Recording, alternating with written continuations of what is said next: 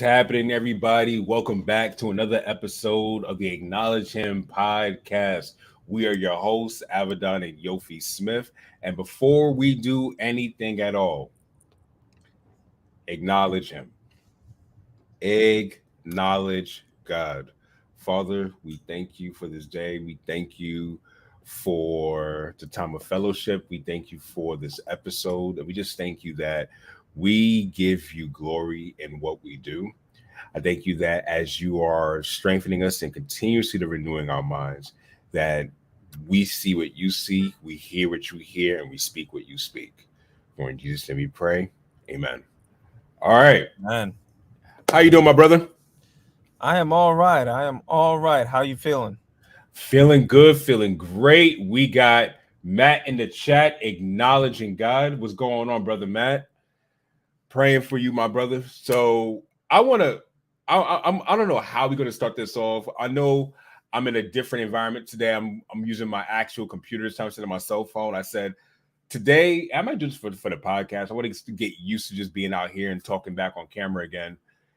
I want to talk to you all about this whole idea about woke culture. And what's going on, y'all? We're doing good, my brother. We're doing good. I want to talk to you about woke culture and how many people, if we got it. Hey, Yo. brother, what's going on? Oh, maintaining, man. How's it going with you? Doing good. We just about to get started. This is gonna be a good one because I'm sure you have you seen the new X-Men trailer? The X-Men 97 trailer? I looked at it, but I wasn't really. It came across my radar while I was doing something else. Okay. Well, basically, we're touching on for the past decade, a lot of these remakes that we've been seeing, anywhere from not so much Girl Meets World, but anywhere from Girl Meets World to the new X-Men. I wanted to really discuss on how a lot of these remakes are culturally crafted to fit the times that they're in. And while I'm not saying, well, no, I am going to say this. Some cultures should not be normalized. I am going to say that because of what I represent. But what I want to say is a lot of these remakes are being tied to new cultures, even though they were already established with previous cultures. Because of that, this is creating a phrase and a terminology called woke culture, and a lot of people are not really desiring to want to be associated or not wanting to see this in their media. So there's a lot of people who have been very vocal about Marvel mixed with Disney, saying Marvel is way too woke right now when it comes to like the She-Hulk, when it comes to Captain Marvel, when it comes to even the new X-Men 97. There's too much of a focus of inclusion to the part where it doesn't feel natural. It feels like that they're forcing a character to be a certain way to appeal to a certain audience. And the thing is, you had people who had different identifications, even 20 years ago, but it was more fluid back then. Am I making sense to y'all? Like, it was more fluid. It wasn't forced down your throat in a sense. Now it was more like niche type. Yeah, it was like you if you saw you had the movie Holiday Heart, but they didn't like push it like they did like Infinity War. Exactly. Matter of fact, I'll give you another one. We all knew. Matter of fact, watch this. We all knew in Mrs. Doubtfire that dude's brothers had different identification. I'm watching my words because I'm trying to get demonetized on YouTube. They had different identifications in Mrs. Doubtfire, right? Yeah. None of us was like, oh, it wasn't uncomfortable to watch. It felt like natural roles. Even though like back then it's like, okay, I know, but it's like it felt more natural roles. Now it's like we are putting this character and making this character a different disidentification because we want you all to see where we're going with this. But I said enough. I want you all to go ahead and get your piece in.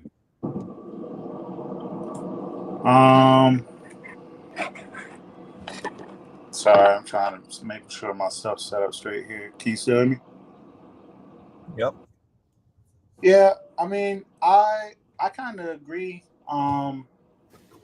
Even with like you said, things are tailored to the times that they're in, right? Like you go back and you look at a lot of the action movies from like the 80s, I want to say. Forgive me, 96 baby. My timeline might be a little messed up, but like Rocky 4, around that era, right? A lot of the enemies were like Russians or whatever. A lot of bad guys were like Russians or what have you. And then there was a different era, I want to say like early 90s, where a lot of the villains were corrupt cops or government officials or something like that. So you can kind of tell where things get shoehorned in different eras because of, I'm pretty sure if you go back and you look at the big like, what do I call, like news stories or media blowouts at that time, they kind of correlate. Staying on what we're on though with like Marvel and the remakes and things though, that's always, I kind of expect it. Even when I was playing Spider-Man 2, right, the Insomniac game. It's not a movie, but I consider it a remake of like the OG Spider-Man 2 Tobey Maguire. I got it. Yeah. So there's a mission in there because I'm a completionist, so I like to 100% things. And there's a mission in there where you have to help a guy ask his boyfriend to prom, like, And and they it's a won't whole, let you leave. yeah, it's like it's not like tied into the main story, but it's an important side mission. I'll say that much. It's a big side mission because you get a new suit for it or reward for it, whatever. And then there's little things here and there where like you have those events pop up where you can go save people and you'll save a guy and he's like, oh, my leg, and you swing him to the ambulance and you put him down and he's like, oh, thanks, Spider-Man. My boyfriend's a big fan of yours, by the way. And then it's just like it's thrown in there here and there. Um, I I don't know how I feel about the term woke because I still can't get a straight beat on what that means, but I definitely agree that there's some. I guess I guess if you want to say agendas, you can say agendas being pushed, but there's definitely a big push for representation of certain groups. So I agree with that. My turn. Yeah, Go for yeah. it, sir. Yeah. So first of all, Yofi Smith here. My pronouns, I'm him. Just making that known. The I see a lot as well, and the term woke didn't even have to do with like representation or any of that back in the days. When when we were talking about woke, you were talking about being awakened to a lot of the issues that were going on that weren't really spoken about. You need to wake up. So when it was, I remember way back years ago, I'm not dating myself like I'm that old, but we would say, stay woke, fam, stay woke, like stay aware. It was that. Now the term doesn't have anything to do with being aware. It has more to do with this representation and the trigger words like oppression and all of these things, and it has nothing to do with the term.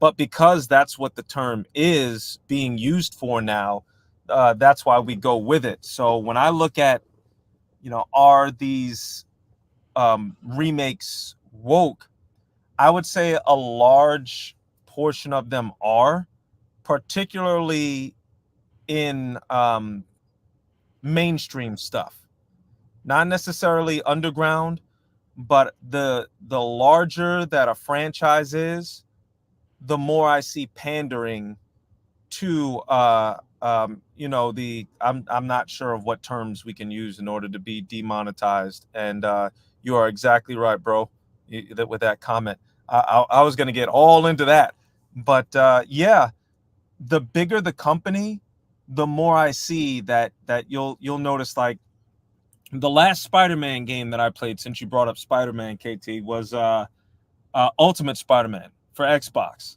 which I still have a copy of that game. I found it and I still have it, for Xbox. In that, you had some relationship aspect, but there wasn't a big deal with the make sure that you have this many people in there who are white or black or straight as an arrow or not so straight, or whatever terms. I hope there's no demonetization, but I'm just saying that it wasn't really about that. The story itself was on building a good story. And now what I see a lot is the rewriting of history to say, like, oh no, these issues were always present. No, they weren't. You did not see it to where it's like, oh, I know that this is a superhero genre and only nerds play video games and only nerds watch cartoons. Like, it was like, that was the loser thing, right? Remember, losers only played video games. What are you doing playing video games? You're a loser. Now all of a sudden you're telling me that it's always been I don't have enough representation in this video game. Since when? I thought only losers did this. So no, it's not that. I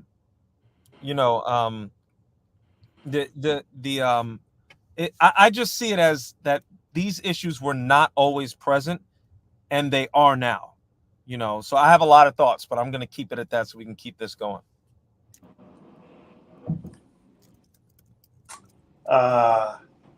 Man. So, all right. So, just to say where my mind's going as a conversation, if I may, I'm trying to like double up, but I feel like if you just take the thing of like right and wrong out of it, right? Like righteous, unrighteous, right, wrong, whatever have you. Take that part out of it. It's kind of,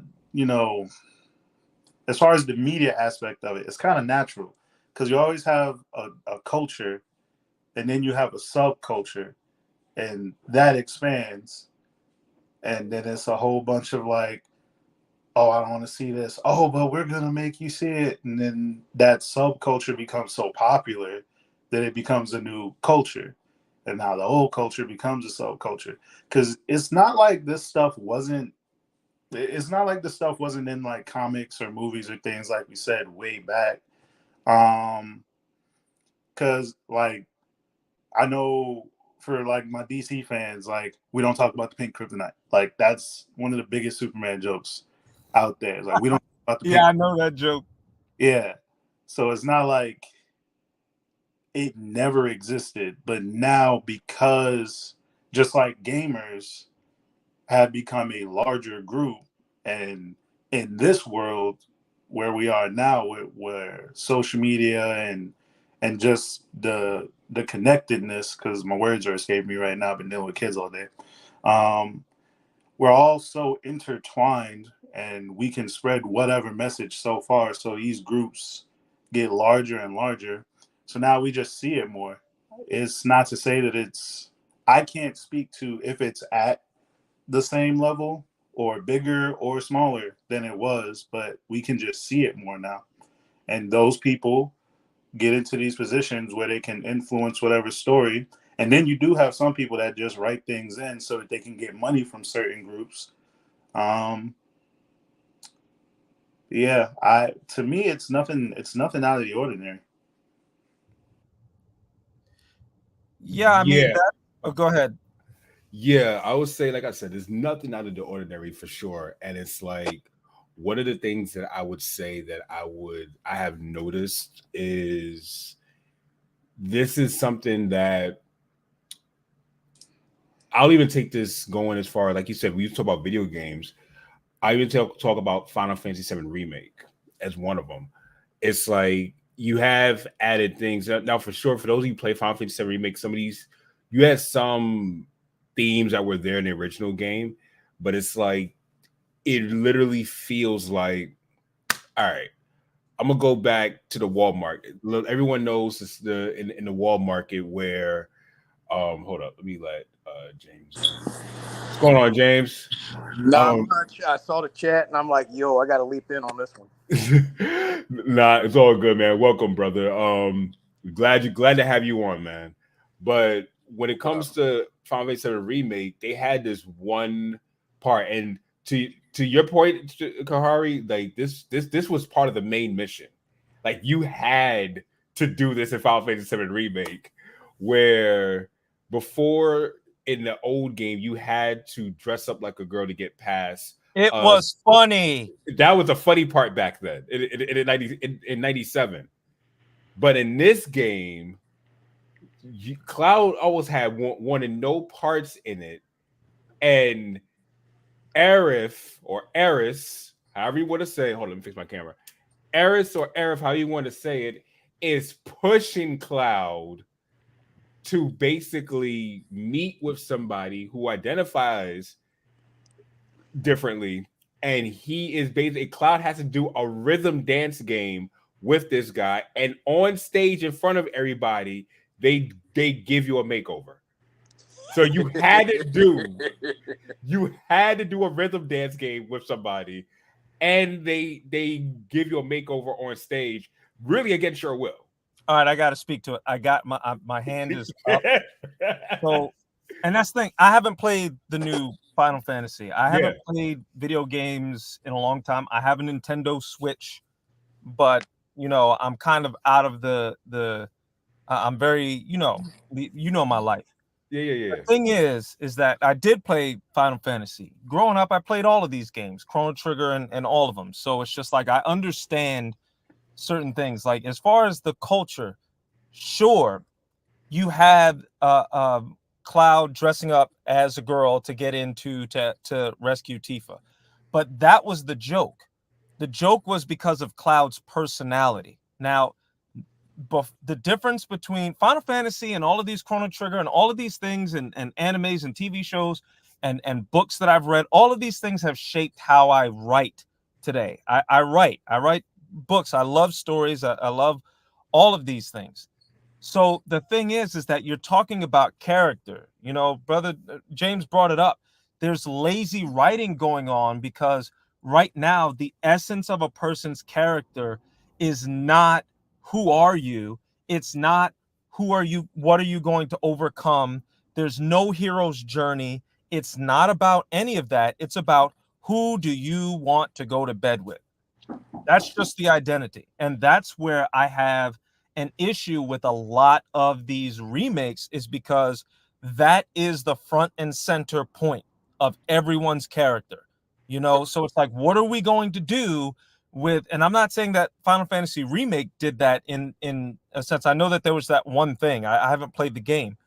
But when you look at, for instance, with X-Men 97, all right, well, let's just mention that Morph is non-binary now, and he has a buddy relationship with Wolverine, and he has a certain past with Mr. Sinister. Why are you putting that up front? That had nothing to do with the show in the 90s. It had nothing to do with it.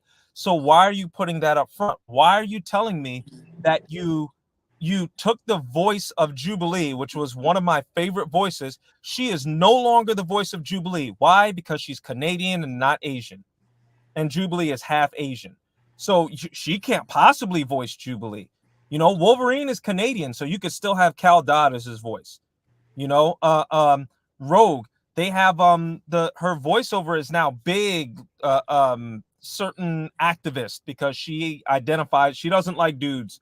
So I don't know what the demonetization terms are. So are you going to turn Rogue into that when you know that the entire essence of Rogue was a play on a symbol of look, don't touch? She is beautiful. She is drop dead gorgeous. She is in a spandex suit where the only censorship that she has is a brown jacket, So she is the epitome of a beautiful woman. She's got the Southern charm, but guess what? If you touch her, you die. So that's the whole point. But what are we going to do? We're going to downplay that. We don't want her to actually look good. Why? that is a deep central part of her character, you know, just like with Storm. Yes, she's beautiful, but she's also articulate, smart. You want to get into all of those things. You want to get into characters and how and the conflicts. None of that stuff is actually even matters now. Now it's just like, who do you want to get in the bed with? Oh, plus points. Let's put you in a game. Let's make a game of that. Let's make a movie of that. Let's make a TV show of that. And it's just, it gets kind of tiring for me and frustrating as a writer, because I'm like, is anyone even going to take my stuff? Because I have a really good story about the hero's journey, about some overcoming conflicts and all of these things. And people are going to be like, well, I tell you what, I really love your story, but there's not enough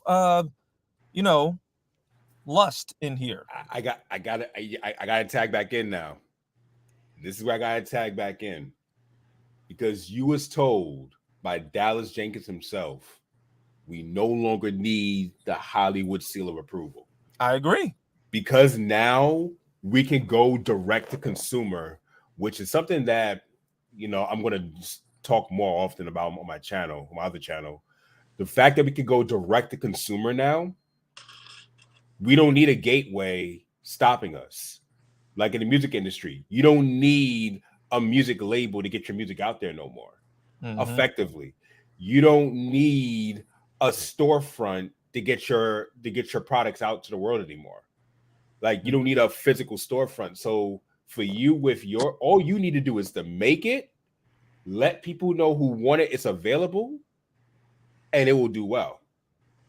Oh, it's going to do well. If I can tag in, I want to piggyback on some of the stuff Yofi said. But one thing I find right now, and this is from my point of view, I mean, I'm not the writing side of things. I'm more visual artist. But a lot of these characters, it seems like they're hiring artists and writers who are doing a lot of self-insert into these characters. And I'm like this. I've always been like this from my perspective. I don't mind characters of any background, because part of being human is finding common ground, in my opinion. I have people I admire who are obviously not Caucasian. You guys know that. You two of y'all know that very well from knowing me personally. So I never had to have my heroes look exactly like me to find common ground. They never even had to have the same interest romantically as me. Case in point, like you touched on now, how Morph is suddenly being turned non-binary, and they're trying to shoehorn some kind of relationship with Logan in the X-Men 97 remake. And there've been LGBT characters in Marvel Comics since the 70s. I mean, North Star from Alpha Flight was openly gay in the early 80s, but it was never the key point of his character. It was just a side fact, like, oh, he's gay. Okay, big deal. What else can he do? That was the main thing. And then, of course, comes the 90s. You had Apollo and Midnighter from the Authority series by Image Comics. Those two were in a relationship with each other, both men.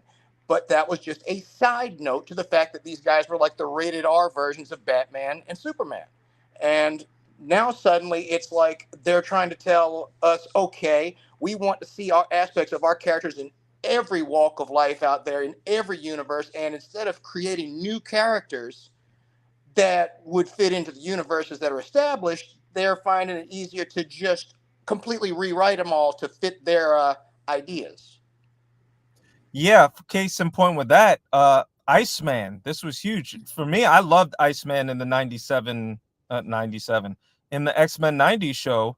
And then in the comic, it was like they had like some past version of Jean Grey show up, and she just read his mind and was just like, you're gay. And he's like, huh? And then there you go. Iceman's gay now. Yeah, and for the longest time, he was in a relationship with Kitty Pryde. And also in a relationship with Polaris in the show. I'm like, what happened? So this entire time, you're just going to retcon, everything in order to I was like, just make a new character. And I don't mind you making a new character. It's not the fact that I'm Christian and I hate anybody or anything. I don't hate anybody. What I'm saying is that I want to see characterization. I don't want you to see, well, Stan Lee is gone now, so we're going to take every single one of his properties and we're going to, we're just going to change it, and I'm just like, that's what I'm thinking about with my characters. What happens when I no longer have creative control over my original characters. Are you going to take my characters and basically create caricatures of them in order to push certain things? I'll just use for an example. This doesn't have to do with the wokeism aspect, but even Dante from Devil May Cry, the original creator of Dante has no creative control over what happens with Capcom ever since Devil May Cry, like I think 2. So he creates this character, and he specifically made Bayonetta and said Bayonetta is stronger than Dante. Not if you played the Devil May Cry games that Capcom's been putting out. They changed his entire story. They changed everything. Not to say so. Now that doesn't have anything to do with wokeism, but I'm just saying that the power of creative control, you see a lot of this influence just coming in here and just changing these characters to fit a mold that that's not even them. It's sneaking into all aspects of our entertainment industry these days. I mean, like you brought up earlier, them trying to change over voice acting and trying to say we need an Asian voice actress to play Jubilee now. And I remember whenever they what's his name, Mike Henry, resigned from playing Cleveland on the Family Guy series. Mike Henry's just as white as me, and he voiced Cleveland for what, over a decade, and nobody really cared what color the voice actor was because you don't see him. It's his talent that enables him to do the character. Case in point, Bo Billingsley. He's voiced Jet Black on Cowboy Bebop and numerous military characters over various anime since the mid 90s. He's African American. I didn't know that until recently, but you know what? Now that I look at it, it didn't matter because he had a perfect voice for that role. And my mindset has always been like, if you have the talent and you have the capacity to do something that can bring a character to life, that's fine. But suddenly, because some writers and some of these people that are backing these franchises as they become more and more, public, they can't see past the end of their nose, and they like to project themselves into these characters. They think that, oh, I want my actor or whoever's portraying these characters to look more like my character. Case in point, like I said, I'm a visual artist, so this isn't one thing that appeals to me. That graphic novel that failed horribly a few years ago by DC Comics, I Am Not Starfire. That was just created by a self-insert character. The artist who wrote and drew that looks just like her character. I mean, she's short, unattractive, Asian, not into men. I'm like, you just you just really did a Mary Sue self-insert character and then you're mad that it's poorly received because it was poorly developed. I mean, case in point, a lot of people wonder why Riri Williams received such a poor reception when Marvel introduced her to the fan base. Meanwhile, Miles Morales got really good reviews because he was built up and developed. He had flaws. He was built into this character.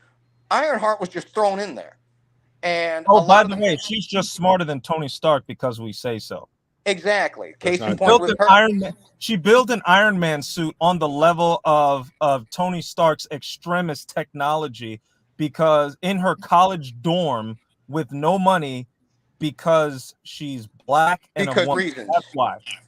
Well, I can't say that part. You know that. I'm just saying, like, when you give that to me as a writer, I'm like, I don't buy that. And it's not because she's black or because she's a woman or whoever she likes.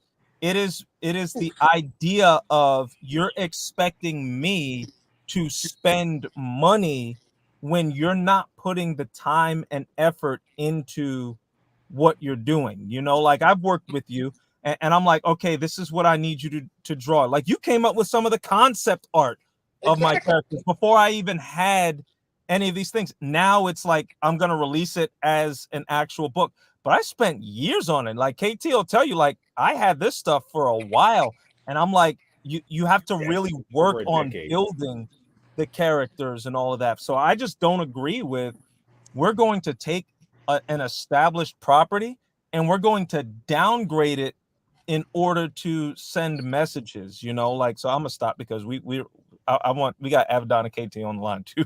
Yeah, I wanted to really put out because James, you touched on something that was very big, um, about voice actors, right?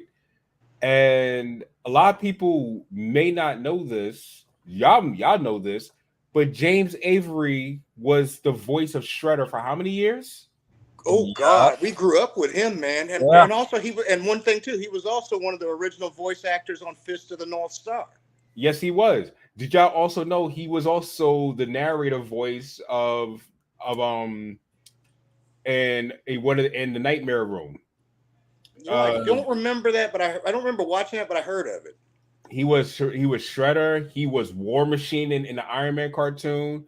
Yeah. He's done a lot of work, You and know His who you else voice was good. some Man's good voice work? is epic to this day. I mean, Yeah, anytime I to hear this day. Shredder in an animated form, I hear his voice. exactly. Well, So how about Kingpin from Spider-Man the animated series in the I was 90s? Roscoe That Lee was a Brown. that was a so black actor, and that was the best Kingpin I've ever heard. And look, what that what was that same actor. He was in John Wayne's not last film, but he was there was a western back in the late '70s called The Cowboys. He was the cook in that film, and he was one of the most, you once he comes into the film, he's one of the top characters. You can't take your eyes off of him because he's holding his own, and he was Shakespearean trained and a theater actor first. Didn't it's make a like difference that the man was black. The man was just a damn good actor, and I remember him as Kingpin. He language, was brother. perfect. Language, brother. Very Sorry. friendly. Yeah. Got the kids watching. Sorry, I get passionate about this stuff. I'll We keep got on kids listening. watching. That's why I told you I beforehand. understand his passion though, guys, man. I'm so serious. Like this is a real issue for many.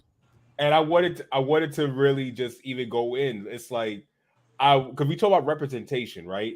None of these characters that they played look like the color of their skin.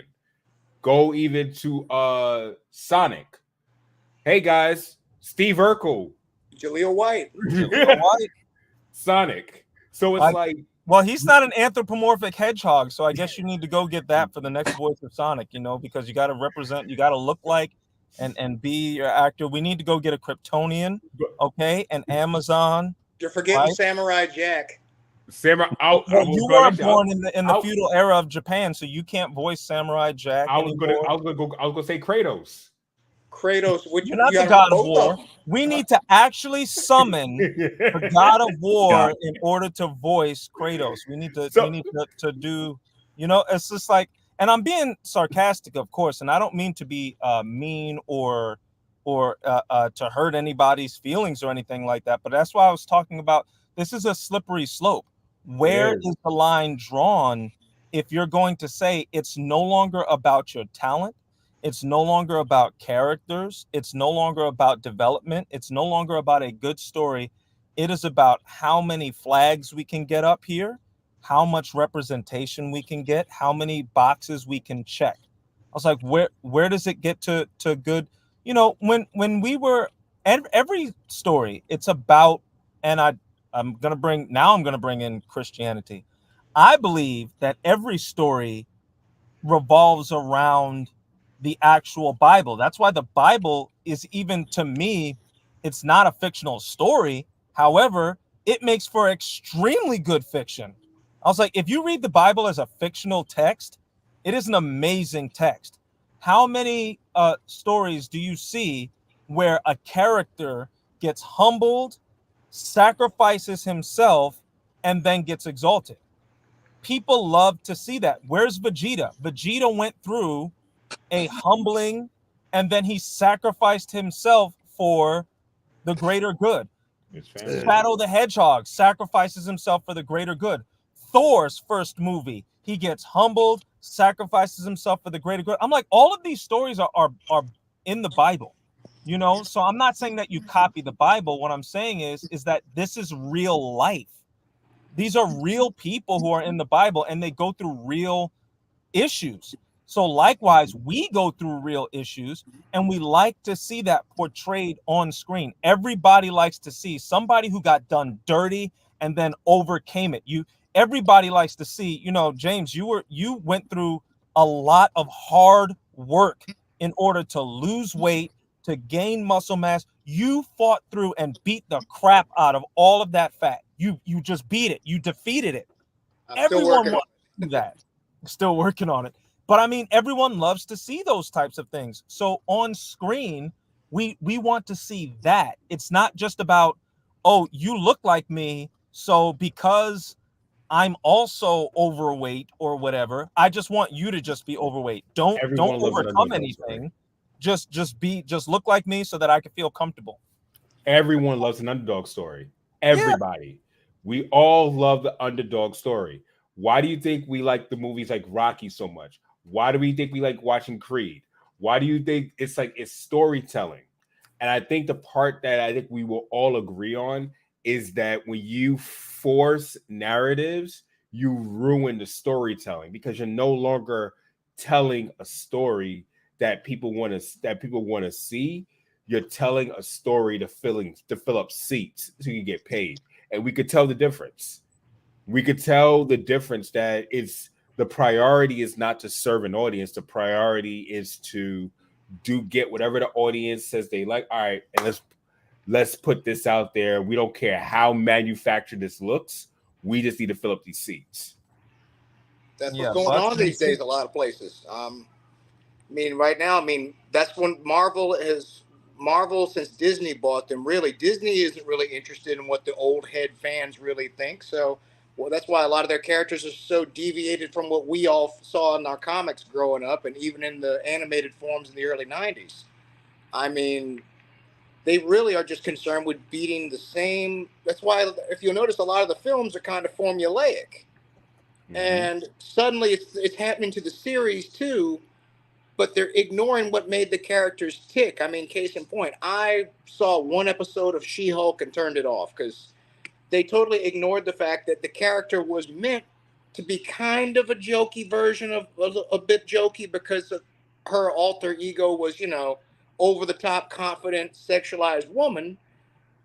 But they made her say, "I'm better than you, Hulk," because female. That was her basically attitude. And I'm like, no, that wasn't the whole point of the character. You guys are basically taking what made all the old heads like the show and beating it out of it to preach whatever message your writers in the writing room had to say. Case in point, that ill-fated Batwoman series a few years ago. I know some of you had something funny to say about it when it came out because Which see, he's moment? laughing already. That's exactly what I mean. But it was because they had a narrative to try and push, and instead of them focusing on what makes them a character like that appeal to as broad an audience as possible, they said, let's push our own personal narrative into it. And that's what wrecked it. Yeah, it's wrecking a lot. And I'm not just hammering down on people. I really want this to be something that we can give advice in any case as well, because that's what I don't mind an LGBT character. I don't mind that. What I'm saying is that like you said, we're going to actually push our character at the expense of somebody else. Those are the things that I have an issue with. It's not that of course, if I were to speak personally, no, I don't agree with a man marrying another man, but it's okay. And it's okay if you choose to live that life. I have to respect that, right? That's your choice. That doesn't mean that I want to do it, so Mhm. if I see that in media, it doesn't bother me. But if that's the central point of your character, and if it comes at the expense of my character, right? So you have the Hulk. I want to visit that She-Hulk instance where she's basically saying that I'm better than you because I get catcalled in the street. I'm like, you have this guy who has been hunted down by governments, all right, exiled from countries, right? He literally cannot engage in any kind of intimacy because he would turn into the Hulk and kill the woman, right? He's been ostracized all the time. Remember when he And spoke to Captain America? He said the last time I was in New York, I kind of broke Harlem, right? So He's always on edge. These are the types of things. Remember, he got a cut in a factory, and he was anxiety kicked in because if somebody gets this blood, they could turn into me, and that would destroy their life. And he Whereas can't even commit suicide. I mean, he even he admits tried he to tried commit that in the first one, and he suicide. said, "I put the gun in my mouth. The other guy spit out the bullet." That means basically he succeeded, or he tried. He cannot escape from the character, or he cannot escape from that side of him. And yet she's better than him because suddenly, You get some guy whistled at her on the street corner. Or some man tells me how to do my job, and I'm like, wait, well, I mean, when we saw, there's nothing in the show though that shows that you're competent at your job. There's nothing. You need to give me evidence as to why I should feel bad for this character. Like, take Spider-Man 2, which I think is a great film, right? Spider-Man is doing everything that he can, right? He's saving people, and he's getting tabloids about how evil Spider-Man is. Spider-Man and Doc Ock robbed the bank. He tried to deliver pizzas, and it was like, oh, you're a minute late. I'm not paying for that. He gets fired. His friend who Harry Osborn is slapping him in the face because he didn't kill Green Goblin. Your dad killed himself, and I'm getting blamed for it. You see, these are reasons as to why we sympathize. That was Spider-Man 2? That was in Spider-Man 2. All of that was in Spider-Man 2. I don't know why that part was in Spider-Man 3. You're right, that was Spider-Man 2. Yeah, so all of these things are happening, and now we can see, all right, you beat up Peter Parker very badly. So we can understand when he's taking the high road, the moral high ground. He's trying to do that at the expense not of other characters, but of himself. That's why people identify with Spider-Man. So people are not really going to identify with She-Hulk in I'm better than you because of the way that I was born. Nobody wants to identify. I don't want to look at James and say, I'm better than you because I'm black. What? That's not a story. Nobody's going to look at that and say, you know what? I really like that character, because he goes around basically being, not only identifying himself as being better, but actually being better. She-Hulk displayed everything better than Hulk. She threw the rock further than him. She contains her anger better than him. She's just better than him because she is him. That's why my pronouns I put there, I'm him. I'm just better than you because I'm me. That's that no one's going to really identify with that, because that's arrogance at best. And that's what I try to get across to entertainment these days, is that people are not really identifying to it because it's not real. It's not a realistic story to just have somebody who doesn't just identify as being better, but actually is. The people who identify as being better are usually humbled. But in today's stories, the people who identify as being better, they are. Why? Because they're just awesome. And it just so happens that why are they better?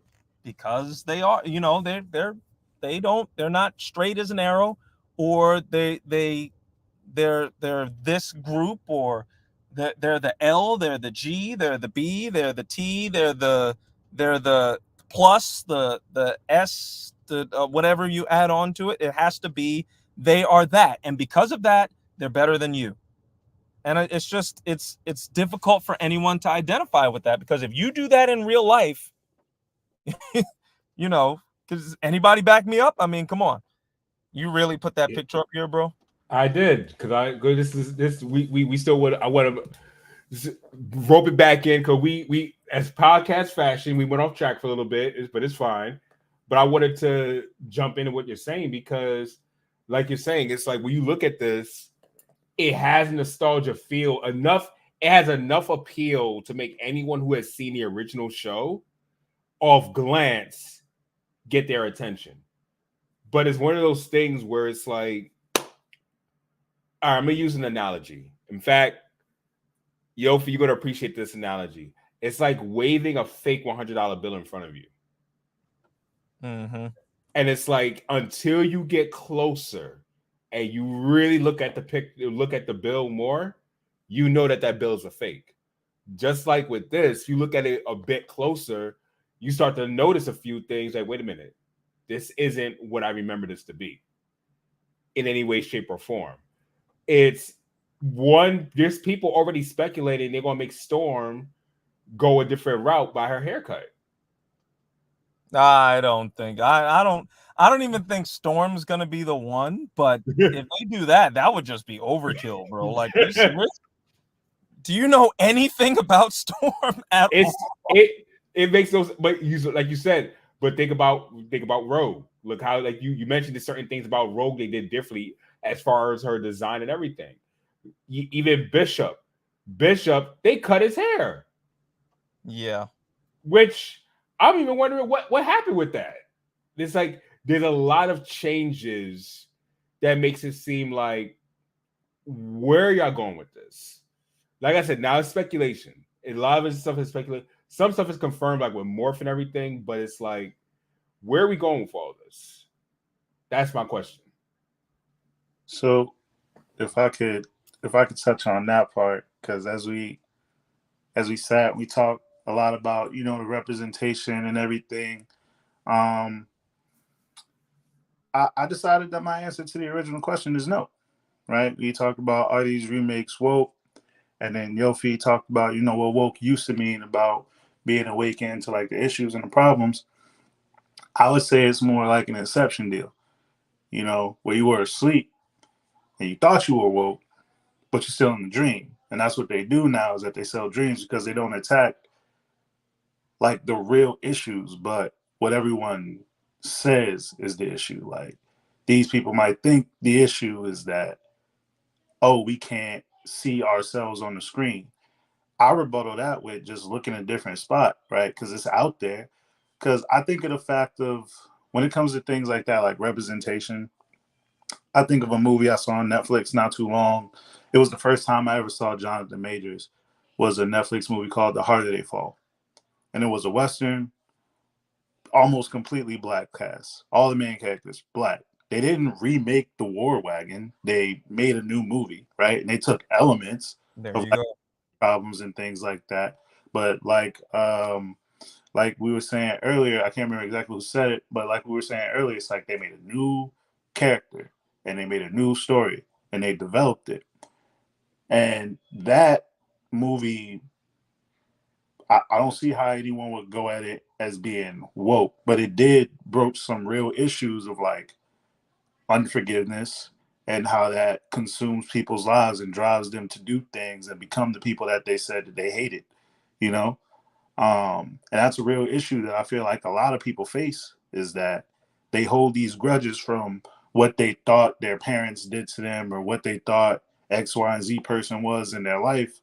And then they grow up and they do those same things. I know I took on some qualities of people that I said I would never be like. And in my grudge against them, it kind of turned me into them a little bit. But you don't see movies that focus on things like that. You don't see movies that focus on the fact that we don't teach people how to do taxes or anything about these kinds of systems. And then they grow up and they make it, and then they're broke as soon as they're out of the limelight of that profession. Like, you look at, everybody thinks like about Allen Iverson when you talk about stuff like that, but you have these like athletes that make it from these horrible environments, and they're in the limelight and they can be extremely successful, but no one teaches them how to manage their money, or they don't know that they should even learn how to manage their money, and then they end up broke and blowing their brains out or something, right? No one touches on things like that, or like how messed up the like the what's it called, like the foster care system, right? You see a couple of things like maybe Antoine Fisher or something like that, right? But that's not like really mainstream type stuff. So to all of the things that I could say just are restating the fact that my answer to the original question is no. Like, movies think that they're woke, or at least some people might think that they're being woke, but they're not really attacking the real issues behind a lot of the things that people are complaining about or marching about. They're not the definition of woke, the original definition of woke. They're this caricature of what of what woke is. We were talking, James, we're referring to before you got on, I was talking about the original definition of how wokeness was about being aware of the issues. We would say to people, stay woke, man, stay woke, because you have to be aware of what's going on and act accordingly. Whereas now woke really is more about representation. So that's what KT is talking about. He's saying like you might say that you're woke, but you're not actually addressing the real issues. And I agree, like think of fatherlessness in homes. If you say that, that's not an issue. That's, let's talk about the Me Too movement and how many men were accused who'd done nothing. Like it's there's a lot of things that are going on that I believe that our entertainment and our media is a way of getting those points across without being dangerous. Our comedy is a way of getting those points across without being dangerous. But if we censor that, if we cut all these things, comedy is a terrible time for comedy, because you can't say anything that people are actually really experiencing. I know that it's not he's not the most G-rated comedian, but I grew up listening to Chris Rock, and a lot of the stuff that he was saying was actually happening. It's funny, but it was actually happening. Sinbad, I loved Sinbad, and the time where he got a whipping from his mom for talking about his dad. That happened to me. So I was just like, I understand these things, but no, we can't talk about that. Instead, we're just going to talk about these things.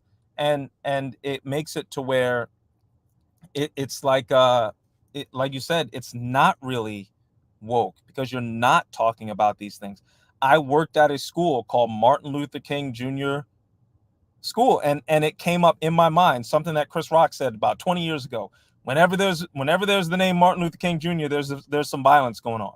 And I'm like, that can't be true. During my job interview, there was a fight. And I'm like, and at that school, there was a fight every single day. I mean, they fought the resource officers at that school. And I'm like, oh my goodness, like Chris Rock was right. Like it's just, and that made the joke that much more funny, because I'm like, the comedy, the entertainment, all of that stuff is steeped in reality, but it's not meant to be taken too seriously. That's why I look at comic books, superheroes, as an artist, James, you could say this. Yeah. Oh, are women overly sexualized in comics? Yes, of course they are. But look at Thor. Yeah, I'm one green smoothie away from looking like him. Like, like there's no way. The men are caricatures of real men too. We don't really look like that, and it's like, but it's the point. It's not supposed to be real. It's supposed to be surreal. We go to the comic to escape life, not to look at the comic to be represented. That's why when I go to sports, if I watch a football game or a baseball game, I don't want to hear about politics because I have to hear about that all day. I'm going to sports just so that I could see somebody punch someone in the face and it's legal. Okay, that's all I'm looking for. But if I go to the sports and then I have to hear about the same troubles that I'm trying to get away from, well, now you're going to have, and what's happening? Stress, anxiety, depression, all of these things are going up because now you can't even go to X-Men to really get a caricature of life, a real underdog story, any of that. You can't go anywhere. Where can you go? Exactly. And you're right. I mean, like you said, you mentioned, and I'll take it back because earlier I didn't say anything about wokeism in comics and how suddenly it's got a totally different meaning. Case in point, back in the 70s, I believe there was a Green Arrow comic about drug addiction, which involved Speedy. The Green Arrow's right hand, he was like Robin the Green Arrow. He was addicted to heroin. They did an issue about that to talk about the rising drug problem in the U.S. They had an issue with Green Lantern where he was confronted by an old elderly African American man in the street. It's a really well-known panel, and the guy says, "You were off in this galaxy helping people with purple skin, orange skin, even red skin. My question is, what are you going to do for us down here for the black skins?" Talking about, are you helping the local African Americans struggling? And that was his point about what was going on during the race troubles at the time, because this was, I'd say right towards the tail end of the civil rights era. But that was back whenever that would have, in my opinion, that was whenever staying woke in the comics or in addressing societal issues was done right. I mean, granted, it was put out there, but it wasn't, it was basically saying, hey, look into this, telling the readers, hey, pay a little more attention to what's going on outside your door in the news. But nowadays, it's being said in every little book, almost to a point of being mean-spirited towards people who don't agree with what the writer has to say or what the artist has to say. I mean, like you said, you brought up, all of a sudden, every time artwork comes out these days of like a female character and she's exaggerated, and that's a key point in any visual media. You not necessarily doing realistic artwork, you're exaggerate for storytelling purposes. I mean, reading manga and anime, all of us do that. How many of us do know someone who's got eyes as big as an anime character? We don't. But every time you have someone draw a woman exaggerated in her pose, in her anatomy, and they put it on, say, social media, case in point, X or Twitter, because I'm just going to stick with what it's been for over 10 years. You've got someone in the comment section saying, where are her organs going to fit? It's not a real person. She's not she's exaggerated for, visual purposes. And then you bring up men. None of us look like Ryu or Ken or Bison. Exactly. And I've been busting my hump Ryu is 180 pounds. I don't look like none of these guys. It says that Ryu is 180 pounds. But he was 250. No way. No way. I'm 195 and I still look like a fire hydrant. There's no way. Yeah, I'm like, there's no possible way. I was like, Ryu has muscles in places that don't even work. He's got muscular toes. How's that possible? Yeah, I'm like, hold on. I gotta open this up. Get a picture of Ryu, and I'm like, I am. How is that man 86 pounds? I was like, Ryu has got to be like 240. This guy. We're talking about this guy's 186. How is that 186 pounds? And how tall is he supposed to be? He's like 5'9", 5'10", 5'8", 5'9". 5'8". He would be a lot more lankier than that. I mean, I think his original artwork back in like the 90s probably was more accurate. He's 5'9", 180 pounds. He would be a lot more lanky than that.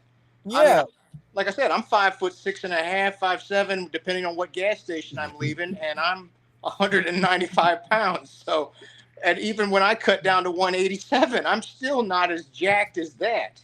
Get in here, Jake. You gonna talk trash, Jake? Get in here. And that's the thing is that, but it doesn't bother me that I don't look like Ken and Ryu or Terry Bogard, or it's like I'm not supposed to. And if my wife is upset with me because I don't look like Terry Bogard, I think it's time for you. I think you married the wrong one, buddy. Like, because that's not real. It would be as if I get upset that my wife doesn't look like, who's a female superhero like She-Hulk. Vixen supposed to look like She-Hulk. It's just like, that's not real. That's not realistic. And I don't even compare my wife to She-Hulk. My wife's not supposed to look like Tifa from Final Fantasy. Who's gonna do that and do martial arts and do flips and all of that stuff? Do you know how dangerous it is for you to have a chest that size and try to do martial arts? You would be the worst person for martial arts, Tifa. All I got to do is just hit you in the chest and you're done. Like, it's just duh. But we're not thinking about that. It's not supposed to be realistic. It's supposed to be a caricature because these are video games. We don't go there because we look like these people. We go there because these are exaggerated forms of what we want to look like. So I'm like, you're missing it. It's the modern Hercules, basically. I mean, look at all the statues of Hercules and the gods from Greece and Roman eras. We all see them and we saw what we aspired to look like. I mean, Look at the Olympia and bodybuilding as a sport nowadays. Not many guys really want to be that big, but we see what we're capable of and go, let me try and get close to that as I can without going over the top, or at least to me. Yeah. How many of us were going around trying to get there wearing weighted clothing? I'm looking, there's a Vegeta picture down here. I was just like, like we know we're not going to be that jacked. And in fact, if you look at somebody in real life who does look like Ryu, I don't want to look anything like that. Like, it's just, I don't want to survive on a diet, diet, ice and air. I don't want to live like that. It's like, but it's a cartoon. So I was just like, and it's terrible because then people call my Christianity into question. Are you saying that you want lustful things out there? No, I'm not saying that. What I'm saying is that it's supposed to be an exaggerated form.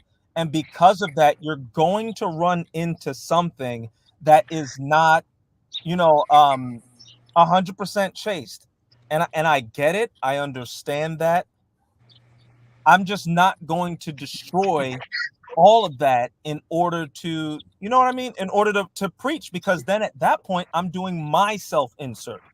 And it's like, no, now you have to be Christian because I am. Where's my Christian representation? So now everybody has to be a Christian, and you have to dress up, not even like me, you have to dress up like a Catholic priest, No, all the women no have more to be jeans. blunt. No more jeans. We're going back to long tunics. No more jeans. You gotta have a long skirt, ladies. You gotta wear a dress. We're going back to 1950s. Like, no. Gospel. I wear sandals because if it was good enough for Jesus, it's good enough for me. No. We gotta go to Gotta make sure they don't have any buckles. Yeah, it's gotta be for modern audiences. So we need to change Jesus. He doesn't wear sandals because that's only in like the southern region of America. And that's not going to be representative of the New York, Chicago, LA, and Listen, y'all. Jesus wore Jordans. Listen, I have to talk. I have to talk about this man Yofi for a second. This man came and visited me. It was, what year was it? I think it's 2015, almost like 9 years ago. And this man in the summertime came to New York City in sandals. I was like, bro, you officially country at this point. Sure am. I've been down south too long. Don't even. I don't even consider myself a New Yorker. I'm not. I just no. Lord, don't let my wife hear that. And she's from Jersey. I swear she's trying to convert me on the sneakerhead thing. And I said, it ain't happening, honey. I grew up on It's not happening. Listen, you guys are mad at him because he wore sandals?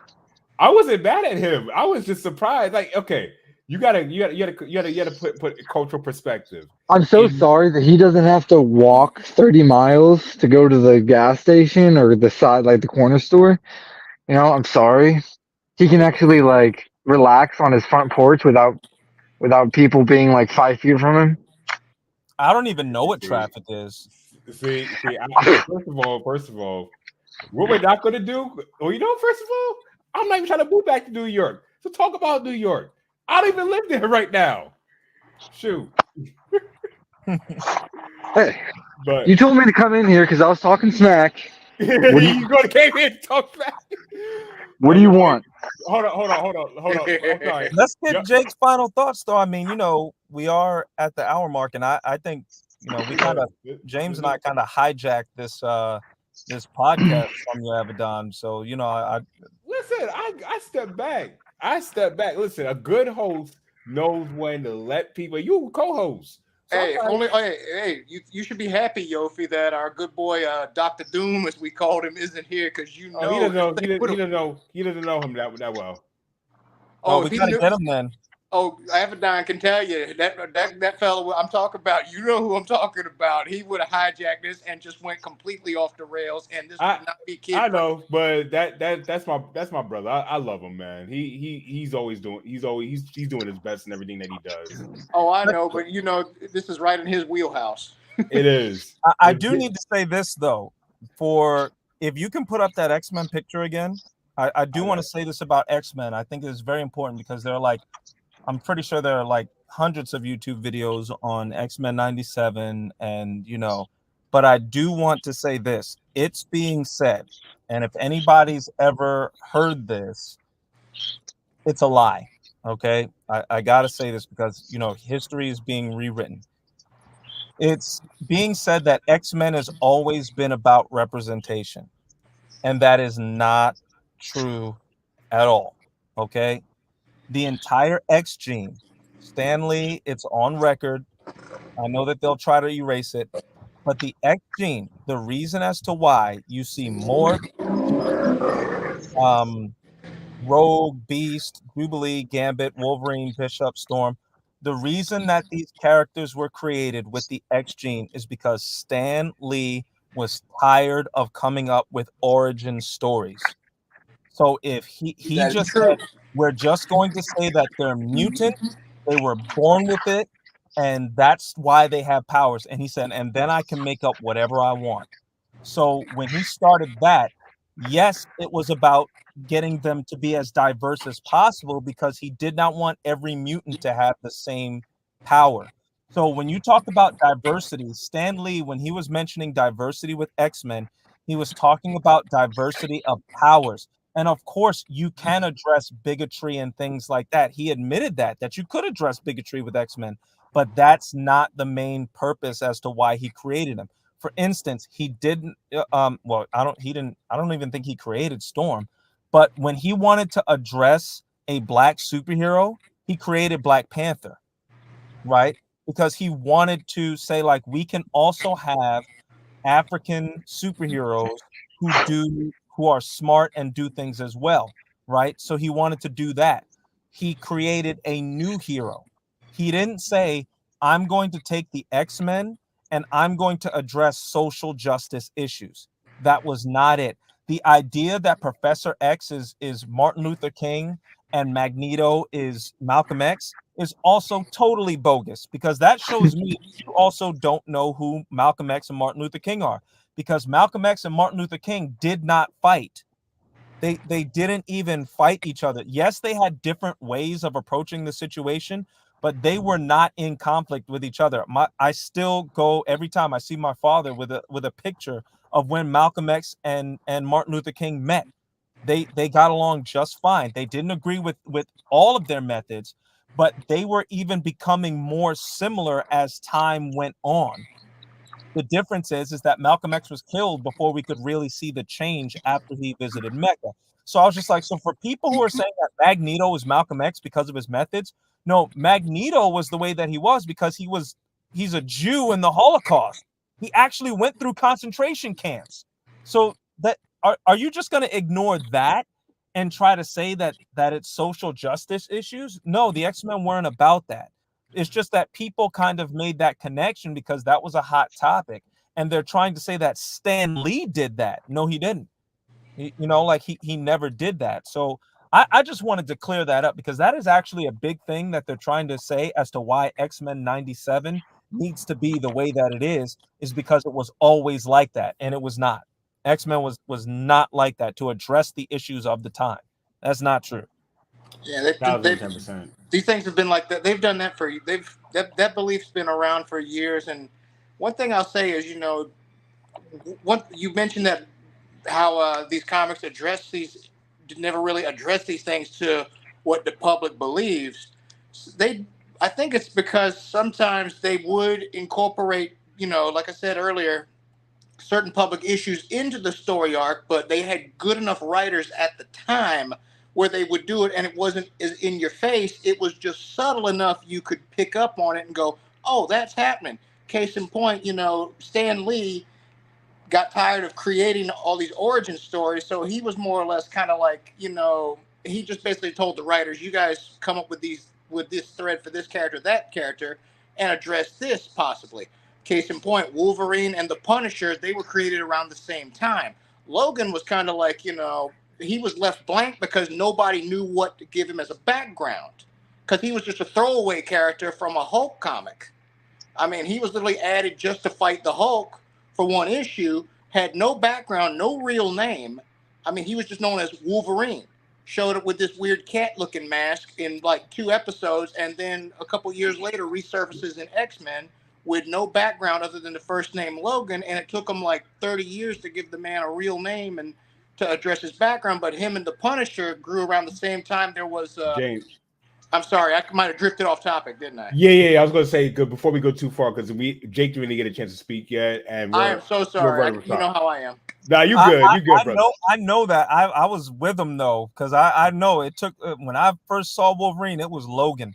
He didn't become James Howlett for a long time, but you got to let Jake talk. Yeah. Sorry, I was trying to get carried away. Nah, you good. You good. Jake, man, what are your thoughts on this? Cause I see you had some good comments in the chat as well. No, I mean immediately when he said that Black Panther was supposed to be the black superhero, I thought that was Shaft. Yeah, of Marvel, man. Oh no, shaking my head. No, but yeah, I mean, you guys brought up some good points. The one that I brought up in the chat because is fresh in my mind is that I was watching. I don't know if you guys know this, but Avatar: The Last Airbender is like one of my favorite shows of all time. So when I found out they were doing a live action series that was releasing on my birthday, I was very excited. So I sat down and I was making my way through the terrible children actors, and we're like progressing through the episodes, and it's pretty good. Until they change one of the main story, like, so are you guys familiar with the show? Abaddon, did you watch it? Not really. Yeah, remember we had about a few years ago. We had a long. Oh yeah, don't get me started. Don't get me started. I remember that. With it. Shenanigans. All right, so there's a story in there's a city in the show, and it was created by a man and a woman that lived on opposite sides of a mountain that were like in love, kind of like Romeo and Juliet, and they go through these tunnels, and these badgers teach them how to earthbend and stuff like that. Well, in the show, they changed it to both be women, but they did it very subtly. Like they did like, oh, she died, and when she found out that she was dead, I was just like, okay, this is definitely not how it was in the show.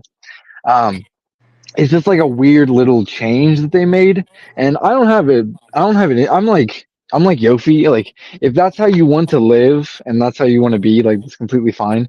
My only problem is when they shove it down the throats of children, like media that is supposed to be digestible by children, like that Buzz Lightyear movie where they had I think they had two women kiss or something like that. His commander was in a lesbian relationship. I remember that. Yeah, and that to me that's just like you wonder why kids are like depressed and anxious. It's because they're getting like force fed this agenda that they never asked for, that is supposed to be woke, but by being woke you're pushing down traditional values. So yeah, I said that like they can't lift up another group of people without tearing down another group. And there's like this false narrative in this country where, you know, it's kind of like the Black Lives Matter thing, where people would say, oh, Black Lives Matter. But then white people would be like, no, all lives matter. And then black people are like, we know all lives matter, but we're specifically addressing the police brutality and the systemic racism in our country. So people always try and make it about themselves and try and like they can't take like one thing and isolate it. They have to take it and like and see how it affects them. So like if there's not a lesbian couple in a TV show, they get upset about it, and then they like force it on children and everything like that. And it's just crazy. I mean, I'm rambling, but like I'm going on a rant and I don't want to. I don't think it's a rant. I understand, perfectly. Yeah. And once again, I'm not trying to bash anybody. As you said, if you choose to live this way, that's your choice. I believe that we all have to answer for our own choices. I'm gonna have to answer for Yofi. I can't answer for James or Jake or Abaddon. So I'm not, upset. Even if there is a type of character in a show, I'm not gonna get upset that there is a straight white male in a TV show, the same way that I'm not going to get upset if there is a not straight black female in a show. You know what I mean? Like it's not going to bother me if that's present. What I'm saying is like you're saying in the Disney film, if I bring Mhm. something to my children, I don't want to have to go home and have to explain, oh, by the way, that this, that, and the other, so like you're saying, it's a force fed that's not organic. Yeah. If there is an organic uh, development, I understand that. When we see, and I'm going to bring you talk about Final Fantasy a lot, Abaddon, Sephiroth's descent into madness is exactly why people love him as a villain, because he was honorable and everyone looked up to him. And when he went to Nibelheim, that was it. When he found out that he'd been lied to and all of these things, it's like it drove him to madness. Spoilers, spoilers, spoilers, spoilers. Spoilers I for have anyone who not hasn't played played the game. Final I haven't played Fantasy, the the games. original. He I'm not hasn't even played it. talking about the remake. I No, he don't hasn't even. played I've it. never played the I remake, and I'm haven't. not I going haven't to. played the original, sir. Oh, well, sorry about that. Well, let me It's move to okay. Thanos then. How about So, Thanos? Why do we spoil all over Thanos? Why did people identify with Thanos? Because they understood the idea of someone whose entire culture and planet was destroyed because of lack of resources. We can identify with that as a villain. Therefore, because of that, Infinity War hooked everyone's attention, because while we love Captain America and Iron Man and all of these characters, Thanos was the actual protagonist of the Avengers Infinity War. In Endgame, that wasn't the same Thanos. That's not no. the same guy who's fighting for resources and actually believing that he's doing something good, right? So it's In like people are looking in-game not Thanos. for representation, they're looking for a way that they can relate, not a way that you shove this in my face and just say you're actually evil if you don't agree. Yeah, I was And gonna say, go ahead. in Endgame, Thanos is that guy that gets to where he wanted to go and then finds out the grass isn't always greener. Like, Yeah. it's kind of funny, but yeah. But what you were saying about like having to explain stuff to children, it's like when I was a kid, we would go to gym class and they'd be like, okay, guys over here and girls over there. Like, what do they do now? Guys over here and girls over there, and everybody else just pick that side, pick the other side. So with that said, because it's almost 8:30, and I do want to respect the fact that my brother took the time to come out and he's using a phone network to be online with this, and I don't want to hold him back from his family. I am going to pull the plug here, but I do want to say I appreciate the dialogue tonight. I didn't say much, but it was good hearing from you, James. It's been a minute. We've been waiting to have a talk for a while, so this is our talk. So it's good to hear from you, Jake. Always good having you on. My co-host Yofi, is always good hearing from you. I'm gonna go one by one to see where can they find you, what is going on. Starting with you, Jake. Where can they find you, brother? If you guys like watching fighting games or JRPGs or anything like that, I stream over on Twitch. It's the_JKEN. I go live about once or twice a week going forward. So yeah. All right, and James, I know you are an artist. Is there anything that you've been working on lately, or are you taking no time? I'm starting to post more and more paint and basically time lapse videos of my work on my Instagram, which is at jbaggetart. I'm also going to probably start dabbling in putting more videos up of a sport I'm getting into. I'm not going to go public about that just yet. You already know, and I think Yofi knows a little. I don't know yet.